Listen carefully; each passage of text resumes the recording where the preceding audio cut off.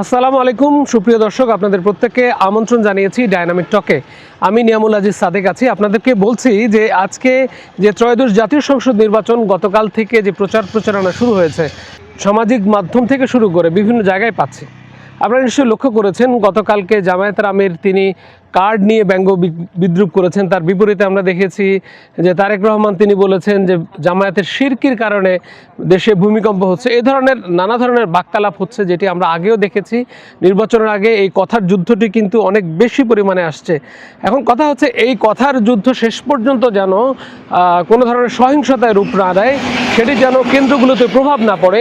এই ক্ষেত্রে তারা কতটুকু ভূমিকা রাখবেন সেটি কিন্তু দেখবার বিষয়।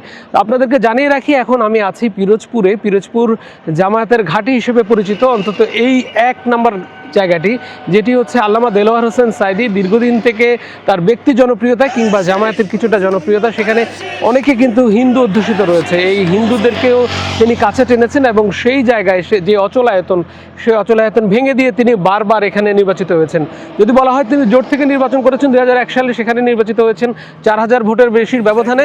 এর আগে 96 সালে তিনি 2 থেকে 300 ভোটের ব্যবধানে, মানে হাড্ডাহাড্ডি লড়াই করে তিনি নির্বাচিত হয়েছেন। এখন যেহেতু আল্লামা দেলোয়ার হোসেন সাঈদী নেই, তার ছেলে মাসুদ সাঈদী এবার প্রথমবারের মতো, যেহেতু আপনারা জানেন যে প্রথমবারের মতো বলছি এ কারণে যে একটি মূলত যে লড়াইটি সেটি কিন্তু বিএনপি এবং জামাতের মধ্যে হবে। কারণ এখন কার্যক্রম নিষিদ্ধ আওয়ামী লীগ কিন্তু সেই অর্থে এখানে অংশগ্রহণ করছে না।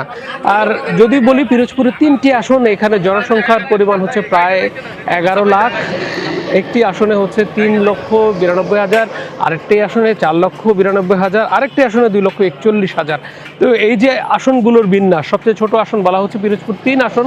সেখানে একটি অদ্ভুত একটি চরিত্র আছে, আপনারা নিশ্চয় জানেন, রুস্তম আলী ফরাজি। তিনি কখনো জাতীয় পার্টি থেকে নির্বাচিত হয়েছেন, কখনো মহাজোট থেকে নির্বাচিত হয়েছেন। বড় দলগুলো কাছে টানেনি, কারণ তার যে চরিত্র, তিনি বারবার দল পাল্টান। এবার তিনি হাত পা খায় জয়েন করে, তার মানে পীর সাহেবে চরমনাই, তার বায়াত গ্রহণ করে তিনি এখানে নির্বাচন হয়েছে। তার কিছু স্পেসিফিক ভোট ব্যাংক রয়েছে, সেটিতে আসলে শাপলাকলির যে প্রার্থী রয়েছে তিনি আসলে কতটুকু চিট ধরাতে পারবেন সেটি কিন্তু বলার অপেক্ষা রাখে না।